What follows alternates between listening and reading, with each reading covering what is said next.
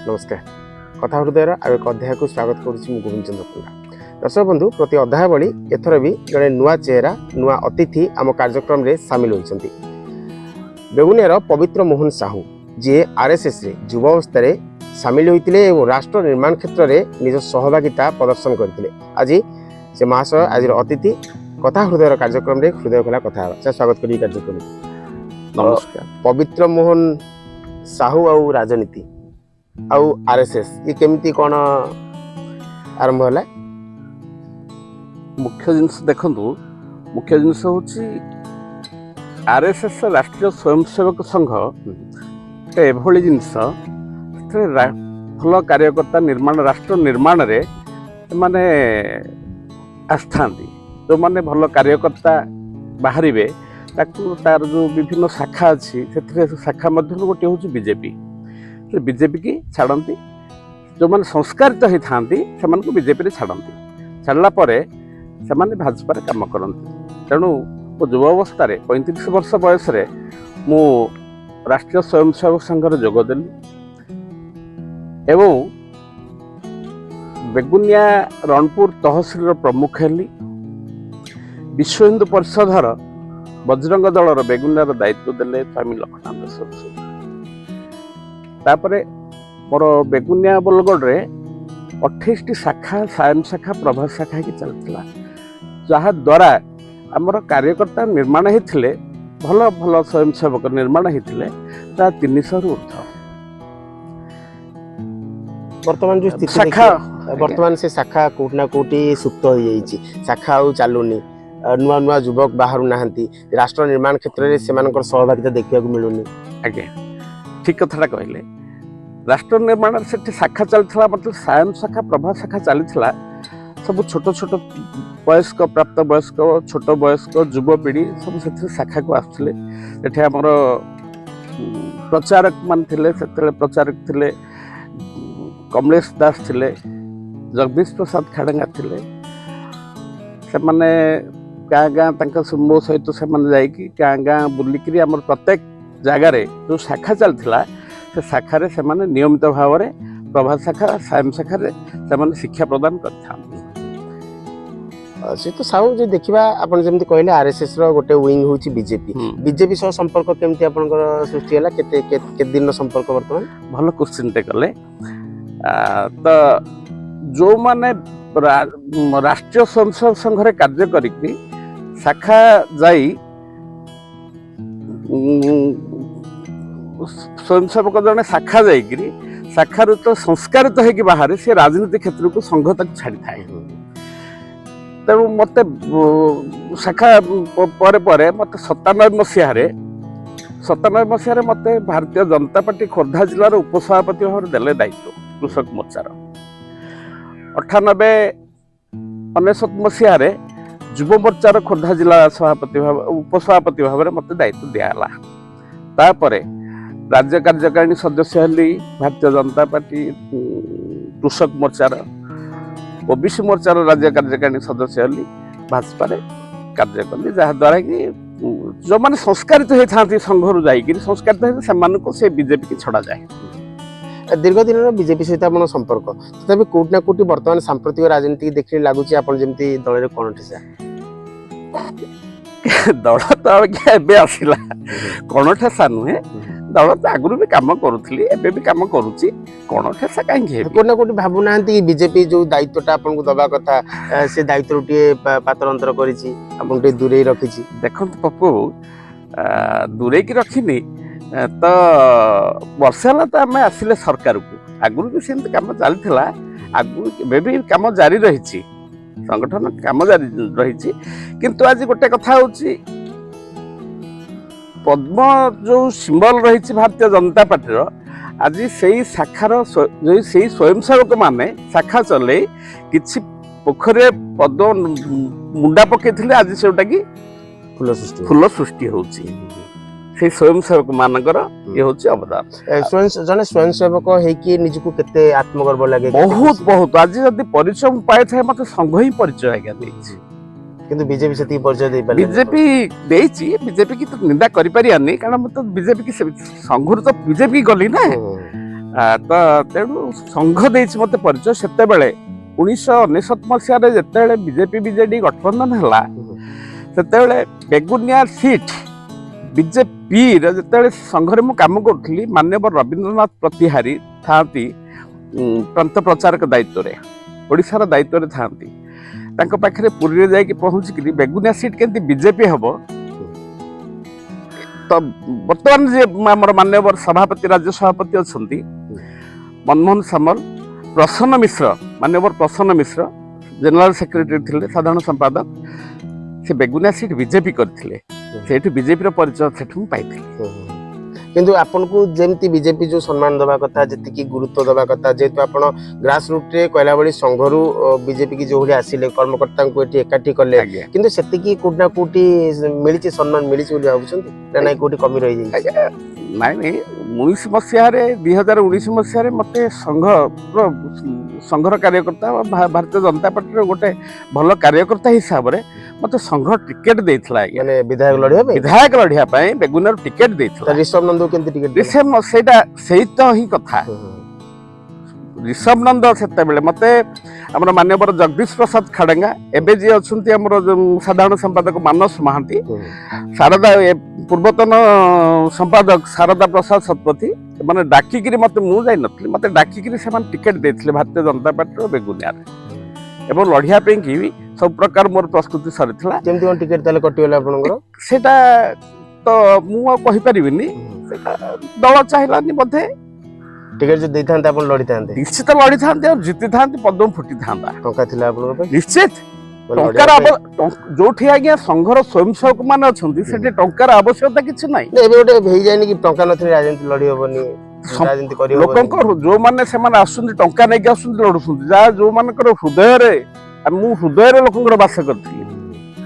ଯୁବପିଢି ମାନେ ମୋ ପାଇଁ ସଦାସର୍ବଦା ଚେଷ୍ଟିତ ଥିଲେ ପବି ଭାଇ କେମିତି ଆମର ଥରେ ଟିକେଟ ପାଇକି ଆସିକି ଲଢୁ। ଯେତେବେଳେ ଦେଖାଯାଉଛି ବର୍ତ୍ତମାନ ବିଜେପି ଭାଗ ଭାଗ ହେଇଯାଉଛି, ଯଦି ଦେଖିବା ବେଗୁନିଆରେ ଜଣେ ବିଧାୟକ ପ୍ରାର୍ଥୀ ଅଛନ୍ତି, ଆଉ ଜଣେ ବିଧାୟକ ଆସିକି ଇଣ୍ଟରଫେରେନ୍ସ କରୁଛନ୍ତି, ଏଇଟା କେତେ କଷ୍ଟ ଲାଗୁଛି ନା ନାଇଁ? ଦଳକୁ ଏଇଟା ଦରକାର, ଦଳକୁ ମଜବୁତ କ୍ଷେତ୍ରରେ ତାଙ୍କର ନାଇଁ, ନିଶ୍ଚିତ ଭାବରେ ସିଏ ତ ବିଧାୟକ ପ୍ରାର୍ଥୀ ଯିଏ ଥିଲେ ସିଏ ତ ସାନ ଭାଇଟା ହବ। ଇଏ ବି ଯୋଉ ବିଧାୟକ ପ୍ରାର୍ଥୀ ଆସିକି ଏଠି ମିଶ୍ରଣ ପର୍ବ କଲେ, ଇଏ ବି ଖୋର୍ଦ୍ଧା ବିଧାୟକ, ସିଏ ବି ସାନ ଭାଇଟା ହବ। କିଛି ନାହିଁ, ସମସ୍ତେ ଏକଜୁଟ ହେଇକି ଆମେ କାମ କରିବୁ। ପଦ୍ମ ଫୁଟିବା କଥା ନିଶ୍ଚିତ ଫୁଟିବ, ସେଥିରେ ସନ୍ଦେହ କରିବାର କୌଣସି କାରଣ ବି ନାହିଁ। କେମିତି ପଦ୍ମ ଫୁଟିବ? ଆପଣଙ୍କର ଉପସ୍ଥିତ କାହିଁ ତାଙ୍କ ମଧ୍ୟରେ ଆମେ ଦେଖିବାକୁ ପାଉନୁ, ଆପଣଙ୍କର ଉପସ୍ଥିତି ଏଠି ରହୁନି? କିଛି ନାହିଁ ଆଜ୍ଞା, ଉପସ୍ଥିତି ରହିବ। ମନ ଭିତରେ ଟିକେ କ୍ଷୋଭ ଅଛି? ନାଇଁ କ୍ଷୋଭ କିଛି ନାହିଁ। ପପୁ ବାବୁ ଆଉ ଦଳ ପାଇଁ କାମ କରୁଛେ, ସମସ୍ତେ ଆମେ ମିଳିମିଶି କାମ କରୁଛୁ। ଶରୀର ଅସୁସ୍ଥ ସକାଶେ ମୁଁ ଟିକେ ରହିଯାଇଥିଲି। ଗୋଟେ ଦେଖାଯାଉନି ସରକାର ବିଜେପିର, କିନ୍ତୁ କର୍ମୀ ସମସ୍ତେ ବିଜେଡିର। ତୃଣମୂଳ ସ୍ତରକୁ ସେତିକି ଫୋକସ ଦେଇପାରୁନି ବିଜେପି, କି ଆପଣଙ୍କ ଭଳି କର୍ମକର୍ତ୍ତା ମାନେ ଯୋଉମାନଙ୍କର ଦୀର୍ଘ ଦିନର ସଂଗଠନ ଅଛି ସେମାନଙ୍କୁ ଗୋଟେ ପ୍ରକାର କଣଠେସା କରାଯାଉଛି, ଯାହାଫଳରେ କି ଦଳ ଟିକେ ଆଗେଇ ପାରୁନି, ଟିକେ ବ୍ରେକ୍ ହେଇଯାଉଛି, ଏମିତି କିଛି ହଉଛି କି? ଭଲ କୋଶ୍ଚିନ୍ଟା କଲେ। ମାନ୍ୟବର ସାଂସଦ ଭୁବନେଶ୍ୱର ମ୍ୟାଡାମ ଅପରାଜିତା ଷଡଙ୍ଗୀ, ସେ ସବୁବେଳେ ଚେଷ୍ଟିତ ବିଜେପି କେମିତି ରାଇଜ କରୁ, ଏବଂ ବେଗୁନିଆ ବ୍ଲଡ ଉପରେ ବି ସେ ବହୁତ ଫୋକସ ଦିଅନ୍ତି। ଆଉ ସଦାସର୍ବଦା ସେ ଚେଷ୍ଟିତ ମ୍ୟାଡାମ ବିଜେପିର କାର୍ଯ୍ୟକର୍ତ୍ତା ସମସ୍ତେ ଆସିକି ସହଯୋଗ କରିକି କାର୍ଯ୍ୟ କରନ୍ତୁ। କିନ୍ତୁ କାହା ମନରେ କ'ଣ କ୍ଷୋଭ ଥିବ ତାହା ତ ମୁଁ କହିପାରିବିନି, କିନ୍ତୁ ଆମେ ଠିକରେ ଅଛୁ, ଠିକ ଚାଲିଛୁ, ଆଗାମୀ ଦିନରେ ପଦମ ଫୁଟିବ। ପ୍ରଶାସନିକ ସେବା ଯେତେବେଳେ ମ୍ୟାଡାମ ଆସିଲେ ବେଗୁନିଆ ଭୁବନେଶ୍ୱର ଏମପି ହେଇକି ନିର୍ବାଚନ ଲଢିବା ପାଇଁ, ଆପଣ ଯାଇନାହାନ୍ତି? ସହଯୋଗ ଲୋଡି ନାହାନ୍ତି ଆପଣ? ହଁ ଲୋଡ଼ିଛନ୍ତି। ଆପଣ ସହଯୋଗ କରିଥିଲେ? ସହଯୋଗ କରିଥିଲି, ଏବେ ବି ସହଯୋଗ ଅଛି। ସହଯୋଗ ଅଛି ଅଛି କିନ୍ତୁ କୌଣସି କାର୍ଯ୍ୟକ୍ରମ ଆମେ ଆପଣଙ୍କୁ ଦେଖିବାକୁ ପାଉନୁ, ବିଜେପିର କାର୍ଯ୍ୟକ୍ରମ ହଉ କିମ୍ବା ଦଳୀୟ କାର୍ଯ୍ୟକ୍ରମ ହଉ? ନାଇଁ ନାଇଁ, ସେମିତି କିଛି ନାହିଁ। ଦଳୀୟ କାର୍ଯ୍ୟକ୍ରମରେ ଯୋଗ ଦେଇପାରୁନି, ଟିକେ ପାରିବାରିକ ବ୍ୟସ୍ତତା ଯୋଗୁଁ ଦେଇପାରୁନି। ଚାହିଁଲେ ଯାଇକି କାର୍ଯ୍ୟ କରୁଛି। ସହିତ ସାହୁ, ବର୍ତ୍ତମାନ ବେଗୁନିଆରେ ବିଜେପିର ସ୍ଥିତି କ'ଣ ବୋଲି ଆପଣ କହୁଛନ୍ତି, କେମିତି ଭାବୁଛନ୍ତି, କ'ଣ ଅଛି ସ୍ଥିତି? ସାଧାରଣ ଲୋକଙ୍କର ପରିବର୍ତ୍ତନ ଲୋକ ଚାହୁଁଥିଲେ, ଏଠି ପରିବର୍ତ୍ତନ ନିଶ୍ଚିତ ଭାବରେ ହେଇଥାନ୍ତା। 24ରେ କାହିଁକି ହେଲାନି? ଯାହାଦ୍ୱାରା କି ଆମର ଯିଏ ଭାଜପାର ଯୋଉ ସାନ ଭାଇଟି ମୋର ଟିକେଟ ପାଇଲେ, ସେ ଟିକେ କ୍ୟାରି କରିପାରିଲେନି, ଯାହାଦ୍ୱାରା ହିଁ ବିଜେଡି ଏଠି ଜିତିକି ପ୍ରଦୀପ ଗଲା। ନହେଲେ ଅସୁବିଧା କିଛି ନାହିଁ, ଏଠି ଜିତିଥାନ୍ତା। କ୍ୟାରି କରିପାରିଲି। ଭାବୁଛନ୍ତି ଆଉ ଯେ ଟିକେଟ ପାଇଥାନ୍ତା ବିଜେପି ଠି ଜିତିଥାନ୍ତା ପ୍ରକାଶ ବିଜୁଳି ଟିକେ କୋଉଠି ନା କୋଉଠି ତାଙ୍କର କମି ରହିଗଲା ମ୍ୟାନେଜମେଣ୍ଟରେ ତ୍ରୁଟି। ନାଇଁ ଆଉ ତ କାହାକୁ ଆମେ ସେମିତି କହିପାରିବିନି, ଯାହାକୁ ଟିକେଟ ଦଳ ଯାହାକୁ ଚାହିଁଲା ଟିକେଟ ଦେଲା ସେ କ୍ୟାରି କରିପାରିଲାନି। ମୁଖ୍ୟ ପବିତ୍ର ମୋହନ ସାହୁ ଯଦି ଟିକେଟ ପାଇଥାନ୍ତେ କେମିତି କ୍ୟାରି କରିଥାନ୍ତେ, କେତେ ଭୋଟ ପାଇଥାନ୍ତେ? ମୁଁ ସେଇଟା ଉପରେ ଆପଣ ତ ମୁଁ ବିଗତ ପୂର୍ବରୁ କହିସାରିଛି।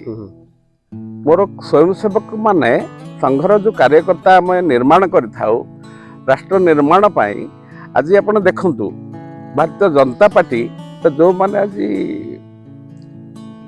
ଅଛନ୍ତି ମୁଖ୍ୟ ପ୍ରଧାନମନ୍ତ୍ରୀ ଆମର ଅଛନ୍ତି, ସ୍ୱରାଷ୍ଟ୍ର ମନ୍ତ୍ରୀ ଅଛନ୍ତି, ପ୍ରତିରକ୍ଷା ମନ୍ତ୍ରୀ ଅଛନ୍ତି, ଏମାନେ ସବୁ ରାଷ୍ଟ୍ର ନିର୍ମାଣ ପାଇଁ ଅଛନ୍ତି। ତେଣୁ ଏଠି କିଛି ଯୋଉ ଭୁଲ ଭଟକା କଥା କହୁଛନ୍ତି, ପବିତ୍ର ମୋହନ ସାହୁ ପାଇଥିଲେ ଟିକେଟରେ, ସେଥିରେ ଜାୟସ ନଥିଲା, ସେ ସମସ୍ତଙ୍କୁ ଧରିକି ନିଶ୍ଚିତ ଯାଇଥାନ୍ତେ। ସେଟା ତ ନିଶ୍ଚିତ ମୋର ଆଗରୁ ବି 19 ମସିହାରୁ ମୋର ଲକ୍ଷ୍ୟ ଥିଲା ମୁଁ ଜିତିବି ବୋଲି। ଏଥର ଯଦି 24 ରେ ହେଇଥାନ୍ତା ନିଶ୍ଚିତ ଯାହା ହେଲେ ବି କଣ୍ଟେଷ୍ଟ ହେଇକି ମୁଁ ନିଶ୍ଚିତ ଭାବରେ ଜିତିଥାନ୍ତି ମାର୍ଜିନରେ ଭୋଟରେ। ଦଳ କୋଉଠି ନା କୋଉଠି କର୍ମକର୍ତ୍ତାଙ୍କୁ ଚୟନ କରିବାରେ ତ୍ରୁଟି କଲା କି? ସେଟା ତ କାରଣ ପବିତ୍ର ବାବୁଙ୍କ ଭଳି ଜଣେ ଦୃଢ ସଂଗଠକ, ଜଣେ RSS କ୍ୟାଡର ନ ଦେଇ ଜଣେ ନୂଆ କି ରାଜନୀତି ପ୍ରବେଶ କରିଥିବା ବ୍ୟକ୍ତି କି ପ୍ରଦାନ କରାଗଲା ଟିକେଟ, ସେଟା ଉପର ସ୍ତର ନେତା ନେତୃବୃନ୍ଦଙ୍କର ତ ଆପଣଙ୍କ ମନ କଣ କହୁଛି? ମନ କହୁଛି ଏଇଆ, ଆମେ ନିଶ୍ଚିତ ଭାବରେ ଜିତିଥାନ୍ତୁ, ଏଠି ବିଜେପି ନିଶ୍ଚିତ ଜିତିଥାନ୍ତା। ଯେମିତି ଇଲେକ୍ସନ କୁ ମ୍ୟାନେଜ କରାଯାଏ ସମସ୍ତଙ୍କୁ ନେଇ ଏକାଠି କରି, ସେମିତି ହେଲାନି। ସେଇ ଗୋଟାକ ହେଇପାରିଲାନି, ଯେ କ୍ୟାଣ୍ଡିଡେଟ ରହିଲା ସେ ସେତିକି କରିପାରିଲା। ଏଥିପାଇଁ ଦାୟୀ କିଏ ବୋଲି ଭାବୁଛନ୍ତି? କାହାକୁ ଆମେ ଦାୟୀ କରିପାରିବୁନି, ମୁଁ ସେଇଟା କହିପାରିବିନି। ନିଜେ କ୍ୟାଣ୍ଡିଡେଟ ନିଜେ ପ୍ରାର୍ଥୀ ହିଁ ଦାୟୀ, ଅନ୍ୟ କାହାକୁ ଦୋଷ ଦେବାଟା ଠିକ ନୁହଁ। ମୁଁ କେମିତି ମଇଦାନକୁ ଯିବି, ମଇଦାନରେ କେମିତି ମୁଁ ଜିତିବି, ସେଟା ମୁଁ ନିଜେ ହିଁ ଚିନ୍ତା କରିବି, ତାର ଡାଇଗ୍ରାମ ମୁଁ ତିଆରି କରିବି। କାରଣ ମଇଦାନକୁ ଆସିଛି ମାନେ ଲଢେଇ କରିବା ପାଇଁ। କେତେବେଳେ ମନ ଭିତରେ କ୍ଷୋଭ ଆସେନି ଦଳୀୟ ଫୋରମରେ ଆପଣଙ୍କୁ ଗୋଟେ ସେ ସମ୍ମାନ ମିଳିନି କିମ୍ବା ଟିକେଟ ଦିଆଗଲାନି, ଗୋଟେ ଅଣଦେଖା କରାଗଲା, ଦଳୀୟ ଫୋରମରେ କଥା କେବେ ଉଠେଇ ନାହାନ୍ତି? ନାଇଁ ମତେ ସମ୍ମାନ, ଶୁଣନ୍ତୁ ପପୁକୁ ସମ୍ମାନ ଯଥେଷ୍ଟ ସଂଘ ଦେଇଛି। ସଂଘ ଆଜି ମୋର ପରିଚୟ ସୃଷ୍ଟି କରିଛି। ସଂଘ ଭାଜପା ବିଜେପି ବି ପରିଚୟ ସୃଷ୍ଟି କରିଛି, କାରଣ ମତେ 2 ଥର ରାଜ୍ୟର ଦାୟିତ୍ୱ ଦେଇଛି, ଜିଲ୍ଲାର ଦାୟିତ୍ୱ ଦେଇଛି। ଆଜି ସବୁଠି ବେଗୁନିଆ ବରଗଡ଼ ନିର୍ବାଚନ ମୂଳରେ 40ଟା ପଞ୍ଚାୟତରେ ଆପଣ ଯୋଉ ଜାଗାକୁ ଯିବେ, ଯୋଉ ଗାଁକୁ ଯିବେ, ସେଇ ଜାଗାରେ ପବିତ୍ର ପିଲା ହିଁ ଅଛି। ଗୋଟେ ବର୍ତ୍ତମାନ ଦେଖାଯାଉଛି ଯୋଉ ଯୁବପିଢ଼ି ମାନେ ପଥଭ୍ରଷ୍ଟ ହଉଛନ୍ତି। ଆକ୍ଚୁଆଲି ଯୋଉ ରାଷ୍ଟ୍ରୀୟ ସ୍ୱୟଂସେବକ ସଂଘର ଯୋଉ ଉଦ୍ଦେଶ୍ୟ ଥିଲା, ଯୋଉ ଲକ୍ଷ୍ୟ ଥିଲା, ବର୍ତ୍ତମାନ ସେ ସଂଘ ଯଦି ପରିଚାଳିତ ହୁଏ କିଛି ମାତ୍ରାରେ ଯୁବଗୋଷ୍ଠୀ ମଧ୍ୟ ସେଥିରେ ସାମିଲ ହେବେ। ଭାବୁନାହାନ୍ତି କି ଏ କାମଟାକୁ ପୁଣି ଆଉ ଥରେ ନୂଆ କରି ଆରମ୍ଭ କରାଯିବାର ସମୟ ଆସିଛି, ଯୁବପିଢ଼ିକି ନେଇକି ତାଙ୍କୁ ଗୋଟେ ଉଚିତ ମାର୍ଗରେ ମାର୍ଗଦର୍ଶନ କରିବା ପାଇଁ ଗୋଟେ ସମୟ ଆସିଛି? ଭଲ କୋଶ୍ଚିନ୍ଟେ କଲେ। ଯୁବପିଢ଼ିକି ଏବେ ସେମାନେ ଆଉ ସଂଘ ଉପରକୁ ତାଙ୍କର ଆଉ ଲକ୍ଷ୍ୟ ନାହିଁ। ଯୁବପିଢ଼ିଙ୍କର ଲକ୍ଷ୍ୟ କେମିତି ରାଜନୀତି ଆମେ କରିବୁ। ରାଜନୀତିର ସଂଜ୍ଞା ଯେ ନୁହେଁ ଖାଲି ବୁଲିଗଲେ ଭୋଟ ହେଇଯିବ। ଲୋକଙ୍କର ହୃଦୟ ସ୍ପର୍ଶ କରିବା, ଲୋକଙ୍କ ପାଖରେ ମିଶିବା, ତମର ଚାଲିଚଳନ, ଆଚାର ବ୍ୟବହାର, କଥାର ଶାଳୀନତା, ସୌଜନ୍ୟତା, ସହନଶୀଳତା ଏସବୁ ରହିବାର ଆବଶ୍ୟକତା ଅଛି। ନହେଲେ ଆପଣ ରାଜନୀତି କରିପାରିବେନି।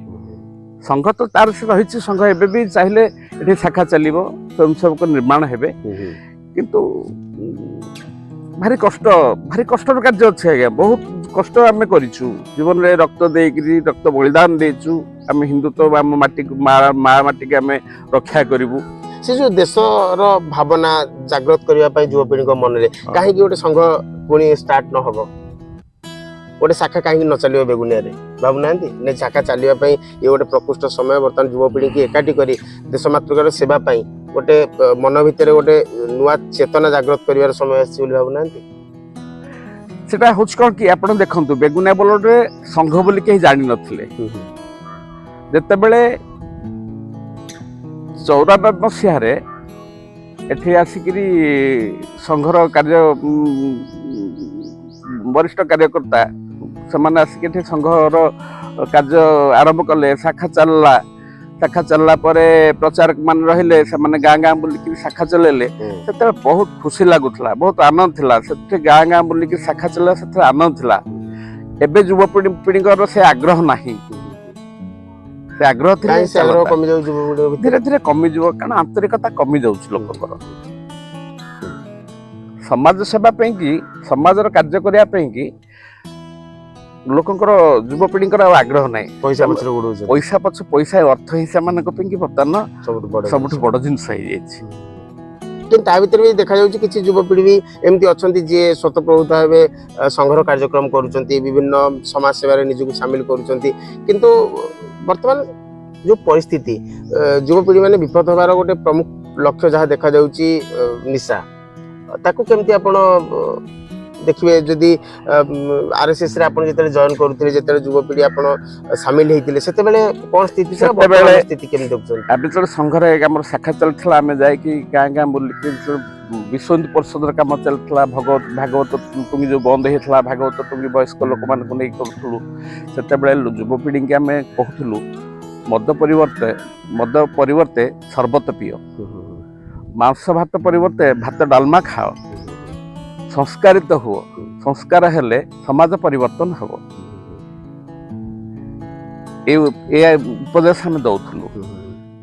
ସେତେବେଳେ ସଂଘ ଯେତେବେଳେ ବନ୍ଦ ହେଇଗଲା, ରାଜନୀତି କ୍ଷେତ୍ରକୁ ପଳେଇଲୁ, ସଂଘ କାର୍ଯ୍ୟ ଧୀରେ ଧୀରେ ବନ୍ଦ ହେଇଗଲା। ଧୀରେ ଧୀରେ ବନ୍ଦ ହେଇଯିବା ପରେ ଆଉ ଆଗ୍ରହ ସଂଘ ପ୍ରତି ଆଉ ଆସିଲାନି। ସଂଘ ପରିଚୟ ଦେଇଛି, ସଂଘ ବହୁତ ବହୁତ ଭଲ। ଏବେ ବି ସଂଘ ଭିତରେ ଯେତିକି ସମ୍ମାନ ଅଛି ଆଉ କୋଉ ରାଜନୀତି କ୍ଷେତ୍ରରେ ବି ନାହିଁ। ରାଜନୀତିରେ ପଶିଗଲେ ବୋଲି ସଂଘକୁ ଅଣଦେଖା କରିନି। ଏବେ ନୂଆ ପିଢ଼ି ସୃଷ୍ଟି କରିପାରିଲେନି ଆପଣ? ହଁ, ନୂଆ ପିଢ଼ି। ଏଇଠି ଆପଣଙ୍କର ମୋର ଏଇଠି ବଡ଼ବେଡ଼ାରେ ପବିତ୍ର ଭାଇ, ସେ ତ ଆଜି ବହୁତ ବଢିଆ ଜାଗାରେ ଅଛନ୍ତି। ପବିତ୍ର ପଣ୍ଡା ବହୁତ କାର୍ଯ୍ୟକର୍ତ୍ତା ନିର୍ମାଣ ହେଇଥିଲେ ଆଜ୍ଞା। ଗୋପୀ ଭାଇ, ଆପଣଙ୍କର ମଲ୍ଲିପଦ, ବହୁତ ଭଲ ଭଲ କାର୍ଯ୍ୟକର୍ତ୍ତା ନିର୍ମାଣ ହେଇଥିଲେ। ଚାଲିଲା ସଂସାର କଥା। ବେଗୁନିଆରେ ବିଜେପି ଚର୍ଚ୍ଚା ହଉଛି 3 ଭାଗ ବୋଲି, ଆପଣ ଭାବୁନାହାନ୍ତି ନାଇଁ ସତ ନା ନାଇଁ ମିଛ? ଶୁଣନ୍ତୁ, ଲୋକ ଚର୍ଚ୍ଚା କରିବେ, ବିଭିନ୍ନ ପ୍ରକାର ଚର୍ଚ୍ଚା କରିବେ। ଭଲ କାମ କରିବାକୁ ଗଲେ ସମାଲୋଚନା ଆସିବ। ବିଜେପି ଏକ ଅଛି, ଗୋଟିଏ ହେଇକି ଅଛି, 3 ଭାଗ ନୁହେଁ। କାହିଁକି 3 ଭାଗ ହବ? କାରଣ ଜଣେ ଏଠି ପ୍ରାର୍ଥୀ ହଉଛନ୍ତି, ତାଙ୍କ ବିନା ଜ୍ଞାତସାରରେ ଆଉ ଜଣେ ବିଧାୟକ ଆସି ଏଠି ମିଶ୍ରଣ ପର୍ବ କରୁଛନ୍ତି, ତାଙ୍କ ଜ୍ଞାତସାରରେ ଆଉ ଗୋଟେ ଗୋଷ୍ଠୀ ମେଳ ହେଇକି ବିରୋଧ କରୁଛନ୍ତି। ମାନେ ସବୁଆଡକୁ ଦେଖିବାକୁ ଗଲେ ଲାଗୁଛି ତ କିଛି ଠିକ ନାହିଁ ବିଜେପିରେ। ଯେତେବେଳେ ମିଶ୍ରଣ ପର୍ବଟା ହେଲା, ସେତେବେଳେ ଯେ ବିଧାୟକ ପ୍ରାର୍ଥୀ ଥିଲେ, ସେ ତ ସେ ମିଶ୍ରଣ ପର୍ବରେ ଥିଲେ। କିନ୍ତୁ ତାଙ୍କ ଲୋକମାନେ ନଥିଲେ, ତାଙ୍କ କର୍ମୀ ମାନେ ନଥିଲେ, ତାଙ୍କ ସହଯୋଗୀ ମାନେ ନଥିଲେ। 5-7 ହଜାର କର୍ମୀ ଜମା ହେଇଥିଲେ। ଆଉ ତାଙ୍କର କର୍ମୀ କିଏ, ଆଉ ସେ ଭିତରେ କିଏ ଚିହ୍ନୁଛି? ଗୋଟେ ମନ ଭିତରେ ତାଙ୍କର ଗୋଟେ କ୍ଷୋଭ ରହିଛି, ନିଶ୍ଚିତ ରହିବ। ଅଞ୍ଚଳରେ ଆପଣ କାହିଁ ଆସି ମାମଲତି କରିବେ? ନିଶ୍ଚିତ। ତା ଅଞ୍ଚଳ କଣ, ଏଇଟା ରାଜନୀତି ସେମିତି ଦେଖିବାକୁ ଗଲେ ତ ଆଜ୍ଞା, ମୋଦି ଯିଏ ହଉଛନ୍ତି ମାନ୍ୟବର ପ୍ରଧାନମନ୍ତ୍ରୀ, ତାଙ୍କ ଗୁଜୁରାଟ ତ ବାରାଣସୀରେ ଆସିକି ଲଢ଼ିଲେ। ସେମିତି ନୁହଁ, ପଡିଛି। ତାପରେ ଯୋଉଠି ଯାଇକି କରିବ। ଗୋଟେ ଚର୍ଚ୍ଚା ହଉଛି ପ୍ରଶାନ୍ତ ଜଗଦେବଙ୍କର ଗୋଟେ ଗୋଷ୍ଠୀ, ପ୍ରକାଶ ବିଜୁଳିଙ୍କର ଗୋଟେ ଗୋଷ୍ଠୀ, ଆଉ ଯତୀନ ମହାନ୍ତିଙ୍କର ଗୋଟେ ଗୋଷ୍ଠୀ। ପ୍ରଶାନ୍ତ ଜଗଦେବ ସେ ସାନ ଭାଇଟା ହବ, ସେ ତ ବିଜେପି ପାଇଁ କାମ କରୁଛି। ସେ ତ ଆସିକି ମିଶ୍ରଣ ପର୍ବ କଲା। ବିଜେପିର ସଂଖ୍ୟା ବଢିଲା। ବିଜେପି ଲୋକ ଆସିକିରି ଦଳକୁ ମଜବୁତ କରିଲା। ଖୋର୍ଦ୍ଧା ବିଧାୟକ ଆମର ସାନ ଭାଇ ପ୍ରଶାନ୍ତ ଜଗଦେବ ବହୁତ ଭଲ କାମ କରିଛନ୍ତି। ଏକାଠି କାହିଁ ତାହେଲେ ହେଇପାରୁନାହାନ୍ତି? ଏକାଠି ଗୋଟେ ମଞ୍ଚରେ ତ ବସିଥିଲେ, କିଛି ତ ଫରକ କିଛି ନାହିଁ। ନେତା ବସିଥିଲେ, କିନ୍ତୁ କର୍ମକର୍ତ୍ତା ମାନେ ଆସିଲେନି। କୋଉଠି ନା କୋଉଠି ୟାକୁ ମନ ଭିତରେ ଗୋଟେ ବିରୋଧ ଆରମ୍ଭ କରିଦେଲେ। ନାଇଁ ବିରୋଧ ନାହିଁ, ସବୁ ଚାଲିଛି, ସବୁ ଠିକ ସମୟରେ ଠିକ ସବୁ ଏକାଠି ହେବେ, କିଛି ଅସୁବିଧା। ଯୋଉ ବିରୋଧ ଚାଲିଛି ସେ କିଛି ମାନେ ସେ ବିରୋଧ ଆଗକୁ ରହିବନି। ଦଳ ପୁଣି ଆଗେଇ ଚାଲିବ, ଫୁଲ ନିଶ୍ଚିତ ପଦ୍ମ ଫୁଟିବ ଆଜ୍ଞା। ସେଥିପାଇଁ ପୁରା ସୃଷ୍ଟି ହେଇଛି ପୋଖରୀ। ପୁରା ଯୋଉ ଆଜି ଯୋଉ କାର୍ଯ୍ୟକର୍ତ୍ତା ମାନେ ପୋଖରୀରେ ଯୋଉ ନାଡ଼ ଟିକାକୁ, ମୁଣ୍ଡା ଟିକାକୁ ପକେଇଛନ୍ତି, ପଦ୍ମ ମୁଣ୍ଡା, ସେ ଆଜି ପଦ୍ମ ଫୁଟୁଛି। ନିଶ୍ଚିତ ଭାବରେ 29ରେ ଫୁଟିବ, ସନ୍ଦେହ କରିବାର କୌଣସି କାରଣ ବି ନାହିଁ। ଆଉ ଗୋଟେ ଚର୍ଚ୍ଚା ହୁଏ, ଆପଣ କୁଆଡେ ଅପରାଜିତାଙ୍କ ସହିତ ମିଶି ପାରିଲେନି ବୋଲି ଆପଣ ଦଳରେ ଅଣଦେଖା ହେଲେ। ନାହିଁ, ଅଣଦେଖା ହେଇନି। ଅପରାଜିତା ଷଡ଼ଙ୍ଗୀ ସମସ୍ତ ମ୍ୟାଡାମ ତ ମତେ ସବୁ କ୍ଷେତ୍ରରେ ପଚାରନ୍ତି, ଡାକନ୍ତି, ମତେ ବହୁତ ସମ୍ମାନ କରନ୍ତି। ପବିତ୍ର ବାବୁ ବୋଲିକି ବହୁତ ସମ୍ମାନ କରନ୍ତି, ଭଲ ଅଛନ୍ତି ବୋଲି ପଚାରନ୍ତି। ଅଣଦେଖା ନାହିଁ, କିନ୍ତୁ ଦଳରେ ଆପଣଙ୍କ ସମ୍ମାନ ପାଇବା କଥା ପାଇଛନ୍ତି। ଆଗକୁ କଣ ଲକ୍ଷ୍ୟ ରଖିଛନ୍ତି 2029ରେ? ଦଳ ମନସାକୁ ଟିକେଟ ପାଇବେ? ଦଳ ଯଦି ନିଷ୍ପତ୍ତି କରିବ ଲଢିବି। ଦଳ ଯଦି ଆଉ କାହାକୁ ଦିଏ ଆପଣ ବିରୋଧ କରିବେନି? ଏତେ ଦିନ ବିରୋଧ କରିବେନି। ଦଳ ଯଦି ନିଷ୍ପତ୍ତି କରିବ ଲଢ ବୋଲିକି ଲଢିବି। କିଛି ଏମିତି ବିବାଦ ସୃଷ୍ଟି କରିବେ କିଛି ବିବାଦ ହବନି ଆଜ୍ଞା, କିଛି ବିବାଦ ହବନି, ବିବାଦ ନାହିଁ, ବିବାଦ କିଛି ନାହିଁ। ଶ୍ରୀଯୁକ୍ତ ସାହୁ ରାପିଡ ଫାୟାର ରାଉଣ୍ଡ କୁ ଯିବା ଆଉ କିଛି ବ୍ୟକ୍ତିଙ୍କ ନାଁ କହିବେ, ଆପଣ ଟିକେ ପଦିକା ଉତ୍ତର ଦେବେ। ରାଜ୍ୟ ସଭାପତି ମନମୋହନ ସାମଲ କେମିତି ଦେଖନ୍ତି? ବହୁତ ଭଦ୍ର ଟାଣୁଆ ନେତା ଆଉ ସଂଗଠନ ପ୍ରୀତି ଲୋକ। ଧର୍ମେନ୍ଦ୍ର ପ୍ରଧାନ ସେ ତ ନ୍ୟାସନାଲ ଲିଡର, ତାଙ୍କର କ'ଣ ଅଛି, ସେ ବହୁତ ଭଲ। ଅପରାଜିତା ଷଡ଼ଙ୍ଗୀ ମ୍ୟାଡାମଙ୍କର ବହୁତ ଉଚ୍ଚ ଲକ୍ଷ୍ୟ ହେଉଛି ଭାରତୀୟ ଜନତା ପାର୍ଟିର କେମିତି ବିକାଶ ହବ ଆଉ ଓଡ଼ିଶାରେ କେମିତି ବିକାଶ ହବ, ମ୍ୟାଡାମଙ୍କର ଏ ଲକ୍ଷ୍ୟ। ଯତୀନ ମହାନ୍ତି ହଁ ଯତୀନ ମହାନ୍ତି ରାଜନେତା, ঋଷଭ ନନ୍ଦ ରିଷଭ ସେ ଶୋଇଗଲାଣି, ତାର କ'ଣ ଅଛି। ପ୍ରଶାନ୍ତ ଜଗଦେବ ଟାଣୁଆ ନେତା। ପ୍ରକାଶ ବିଜୁଳି ପ୍ରକାଶ ସାନ ଭାଇଟା ହବ, ସେ ଚାଲିଛି ଚଲେଇଛି। ପ୍ରଦୀପ ସାହୁ ସିଏ ପ୍ରଦୀପ ସାହୁ ସାନ ଭାଇଟା ହବ ବିଜେଡିରେ, ମନ୍ଦ କିଛି ନୁହେଁ, ସେ ଚଲେଇଛି, ସେ ଚାଲିବ। ରାଜେନ୍ଦ୍ର ସାହୁ ସଂସ୍ପର୍ଶରେ ଆସିନି। ନିଜେ ପବିତ୍ର ମୋହନ ସାହୁ ନିଜକୁ କେତେ ଚିହ୍ନିଛନ୍ତି? ମୁଁ ତ ପରିଚୟ ହଉଛି ମୋର ଅଞ୍ଚଳବାସୀ ଯାହା ଚିହ୍ନିବେ, ମୋର ଚିହ୍ନାର ପରିଚୟ କିଛି ନାହିଁ। ମୋର ପବିତ୍ର ମୋହନ ସାହୁ, ଅଞ୍ଚଳବାସୀ ସେ ପରିଚୟ ଦେବେ। ପରିଚୟକୁ ନେଇ ଖୁସି, ବହୁତ ଖୁସି। ଗୋଟେ ଆଲୋଚନା ହୁଏ ପବିତ୍ର ସାହୁ ପାଖେ ଟଙ୍କା ନାହିଁ ବୋଲି ଆଗକୁ ଯାଇପାରୁନାହାନ୍ତି, ଟଙ୍କା ଖର୍ଚ୍ଚ କରିପାରୁନାହାନ୍ତି। ଭଲ କଥାଟା କହିଲେ। ଯୋଉ ଆଲୋଚନାଟା କରୁଛନ୍ତି, ଆପଣଙ୍କ ପକେଟରେ କେତେ ଟଙ୍କା ଅଛି ବର୍ତ୍ତମାନ ମୁଁ କହିପାରିବି ପପୁକୁ? ଲୋକ ଯେ ଚର୍ଚ୍ଚା କରୁଛନ୍ତି ସେମାନେ କେବଳ ମୋର, ମୁଁ କହିବି ସେମାନେ ମୋର ପ୍ରକୃତ ବନ୍ଧୁ। ଯିଏ ମୋ ବିରୁଦ୍ଧରେ ଯାଏ ସେ ହଉଛି ମୋର ପ୍ରକୃତ ବନ୍ଧୁ, କାରଣ ସେ ମତେ ସଜାଗ କରେ, ଚେତେଇ ଦିଏ। ଟଙ୍କା ଥିଲେ, ଟଙ୍କା ନଥିଲେ ଜଣେ ରାଜନୀତି କରିପାରିବ କି ନାହିଁ? ବର୍ତ୍ତମାନ ସମୟରେ ଟଙ୍କା ନଥିଲେ ରାଜନୀତି କରିପାରିବନି। ବର୍ତ୍ତମାନ ସମୟରେ ରାଜନୀତି ଆଉ ସଂସ୍କାରମୂଳକ ରାଜନୀତି ନାହିଁ, ସେବାମୂଳକ ରାଜନୀତି ନାହିଁ। ଯୋଉଠି ମଦ ମାଂସ ସେଠି ହଉଛି ରାଜନୀତି। ଏଥିପାଇଁ ଦାୟୀ କିଏ? ଦାୟୀ ଆମର ନେତୃତ୍ୱ ଯୋଉମାନେ ନଉଛନ୍ତି ସେମାନେ ହଉଛନ୍ତି ଦାୟୀ। ରାତାରାତି ଯୋଉମାନେ ଟଙ୍କା ଖେଳି ଜିତିବାକୁ ଯୋଉମାନେ ଚାହୁଁଛନ୍ତି, ରଙ୍ଗ ଆଉଟି ଯେ ରଙ୍ଗ ପିଇ ପାରିଲା ସେ ରାଜନୀତି ଆଜ୍ଞା, କିନ୍ତୁ ଆପଣ ସେତିକି କରିପାରିଲେନି। କରିପାରିଲେନି କାହିଁକି? କରିହବ, ସୁଯୋଗ ଆସିଥିଲା, କିଛି ରହିଗଲା। ଆଉ ଯଦି ଗୋଟେ ସୁଯୋଗ ମିଳେ ଶାଖା ଚାଲିବା ପାଇଁ ବେଗୁନିଆ ବୋଲଗଡ଼ରେ, ପବିତ୍ର ମୋହନ ସାହୁ ଆଗକୁ ଆସିବେ ଆଉ ସମସ୍ତଙ୍କୁ ସେଇ ବାଡି ହାଫ ପ୍ୟାଣ୍ଟରେ ଆମେ ଦେଖିବୁ ସକାଳୁ। ତ ପ୍ରତି ମୁହୂର୍ତ୍ତରେ ଆମର ଏବେ ବି ଯିଏ ଅଛନ୍ତି ପ୍ରମୁଖ ଜଗଦୀଶ ଭାଇ, କମଳେଶ ଭାଇ ଅଛନ୍ତି, ଆମର ଇତିହାସ ପ୍ରମୁଖ ସର୍ବଭାରତୀୟ, ସମସ୍ତେ ବି କହୁଛନ୍ତି ପବିତ୍ର ଭାଇ ଶାଖା ଚାଲୁ ବୋଲି। ବୟସ ପରମିଟ ଆଉ କରୁନି। ଆପଣ ନୂଆ ପିଢି ବାହାର କରନ୍ତୁ, ଆପଣ ବସିବେ ମାର୍ଗଦର୍ଶନ ଦେବେ, ଏମିତି ହବ ସେମିତି ହବ, ନୂଆ ପିଢି ସାମିଲ କରିବେ। ଭାରି କଷ୍ଟ ହବ, କିନ୍ତୁ ସମାଜ ସଂସ୍କାରିତ ହବ। ସମାଜ ସଂସ୍କାରିତ ହବ ସତ, କିନ୍ତୁ ଏଇଟା ମାନେ ଆଉ ଯୁବପିଢି ଆଗ୍ରହ ନାହାନ୍ତି ହାଫ ପ୍ୟାଣ୍ଟ ପିନ୍ଧିକି ଦଣ୍ଡ ବୈଠକ ମାରିକି ସୂର୍ଯ୍ୟ ନମସ୍କାର କରିକି ପ୍ରଣାମ କରି, ନା ଆଉ ନାହାନ୍ତି, ସୁସ୍ଥିଆ ହେଇଗଲେ। ଆଜି ଯୋଉମାନେ ଆଜି ବିଜେପି କି ପଳେଇ ଆସିଛନ୍ତି, ନେତା ହଉଛନ୍ତି, ସଂଘ ଅର୍ଥ କଣ ଜାଣିଛନ୍ତି? ସଂଘ ଅର୍ଥ କହିପାରିବେନି, ଶାଖା ଅର୍ଥ କହିପାରିବେନି, ସଂଘ କେବେ ପ୍ରତିଷ୍ଠା ହେଇଥିଲା କହିପାରିବେନି, ସଂଘର ପ୍ରତିଷ୍ଠାତା କେହି କହିପାରିବେନି। ଆଜ୍ଞା, ଏବେ ଆପଣ ଦଣ୍ଡ ବୈଠକ ମାରୁଛନ୍ତି? ନିଶ୍ଚିତ, ସବୁଦିନ ମରା ହଉଛି। ସବୁଦିନ। ଯଦି ଦେଖିବା ବେଗୁନିଆ ବୋଲଗଡ଼ବାସୀଙ୍କୁ ଗୋଟେ ଧାଡ଼ିରେ କ'ଣ ଆପଣ ବାର୍ତ୍ତା ଦେବେ?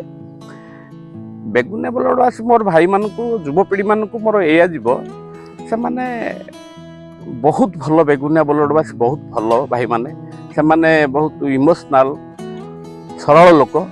ତେଣୁ ସେମାନଙ୍କୁ ମୋର ଏଇ ବାର୍ତ୍ତା ଯାଉ, ସେମାନେ ଆଗାମୀ ଦିନରେ ବେଗୁନିଆର କେମିତି ବିକାଶ ହବ ସେ ଲକ୍ଷ୍ୟ ନେଇକି ଭଲ ପ୍ରାର୍ଥୀଟିଏ ବାଛିକିରି ସେମାନଙ୍କୁ ନିର୍ବାଚିତ କଲେ ବେଗୁନିଆ ନିଶ୍ଚିତ ଭାବରେ ମଙ୍ଗଳ ହବ, ବିକାଶ ହବ। କେମିତି ପ୍ରାର୍ଥୀ ଯଦି ଆପଣ କହିଲେ ଭଲ ପ୍ରାର୍ଥୀ, ଆମେ କାହାକୁ କହିବା?